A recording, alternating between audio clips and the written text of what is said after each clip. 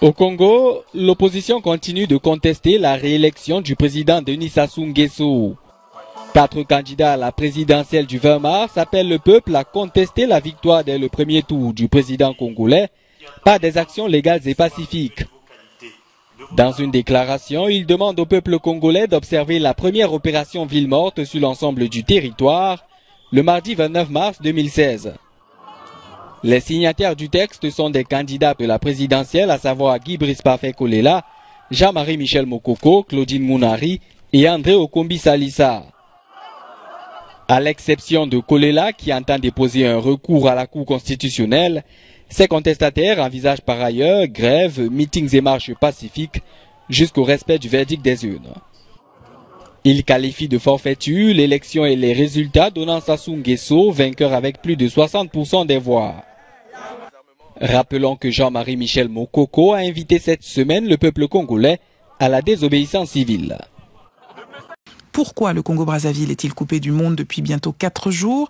Idriss Fall a recueilli l'avis d'Ellie Smith, journaliste camerounais expulsé de Brazzaville, maintenant basé à Washington.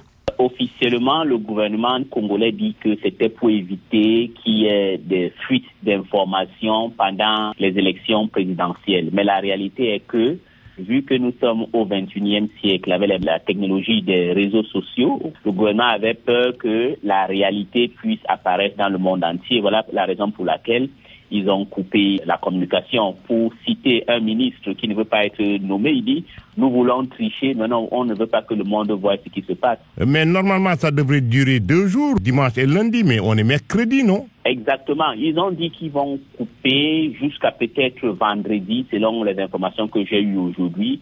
Pourquoi? Parce qu'ils ont été surpris que malgré le fait que ça a été suspendu, tous les procès-verbaux sont à la disposition de tout le monde. Donc ils ont peur que si on lève cette interdiction, il peut y avoir un soulèvement parce que la population, il y aura des communications par téléphone et puis les gens vont peut-être contester leur victoire. Comment les gens font au quotidien pour communiquer? Il y a 2 ou 3 manières. La première que les activistes ont fait, que beaucoup de gens ont téléchargé une application qu'on appelle FireChat. C'est ça qu'ils utilisent. D'autres ont acheté les puces de la République démocratique du Congo. Vous savez, la RDC, c'est le grand voisin de notre Congo. Donc, ceux qui ont cette possibilité d'avoir des applications ou des puces de la République démocratique du Congo peuvent communiquer. Sinon, la troisième option est qu'il y a d'autres qui ont les moyens de communiquer par satellite. Comment expliquez-vous qu'en Afrique centrale, les chefs d'État rivalisent à rester le plus longtemps possible au pouvoir? Ça s'explique parce qu'en Afrique centrale, il y a une dictature féroce. Vous savez, c'est les gens qu'apparemment, quand vous voyez les chefs d'État de l'Afrique centrale, ils sont toujours tirés à 4 épingles. Ils ressemblent à 2 groupes aux occidentaux. Et puis la deuxième manière est que en Afrique centrale, contrairement en Afrique de l'Ouest, la société civile est détruite par un pouvoir hyper fort. Donc voilà la raison pour laquelle ces chefs d'État mettent longtemps. Et puis cerise sur le gâteau, c'est le soutien que la France donne à ces chefs d'État parce que ce sont des régions qui sont riches potentiellement en hydrocarbures et d'autres minerais. Ellie Smith, journaliste camerounais basé à Washington. Deutsche Welle, le club de l'auditeur.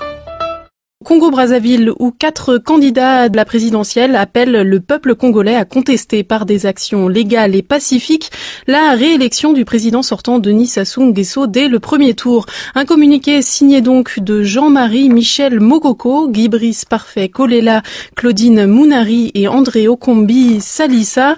Tous sont déjà signataires de la charte de l'opposition pour la victoire, plus connue sous le nom de charte anti-Sassou, une contestation qui doit prendre la forme d'une opération ville morte le 29 mars, c'est mardi prochain. Elle pourrait être suivie, je cite, d'autres grèves, meetings et marches pacifiques jusqu'au respect du verdict des urnes. Fin de citation. La police congolaise avait par ailleurs empêché hier à Brazzaville la tenue d'une conférence de presse de ces mêmes candidats.